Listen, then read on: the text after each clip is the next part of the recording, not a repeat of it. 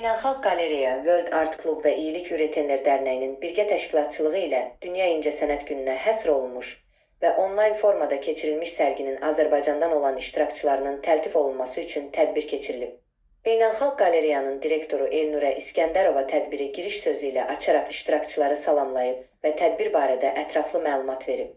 Bildirib ki, Azərbaycan, Kanada və Meksikadan müxtəlif yaş qrupundan olan rəssamların iştirak etdiyi onlayn sərgi müasir dövrdə incəsənətin nümayişi üçün yeni yanaşmadır.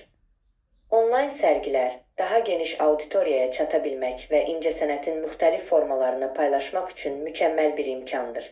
Qeyd edib ki, Dünya İncəsənət Günündə onlayn sərgi keçirmək, fərqli mədəniyyətləri və incəsənətcə zəngin irsləri bir araya gətirmək üçün yaxşı şərait yaradır.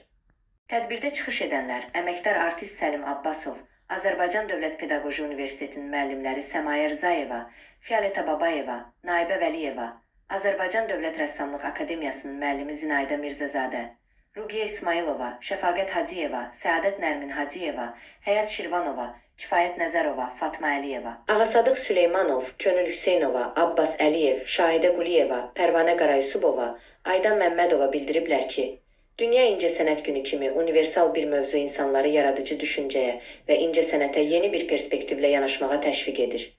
Azərbaycandan olan rəssamların uğurlarının təltif olunması onların işlərinə verilən dəyəri göstərir və gələcəkdə daha da irəliləmələrini motivasiya edir.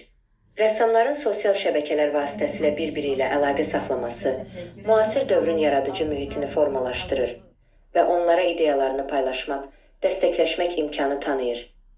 Tədbirin sonunda iştirakçılara təltif olunduqları sertifikatlar təqdim olunub və ənənəvi xatirə fotosu çəkilib.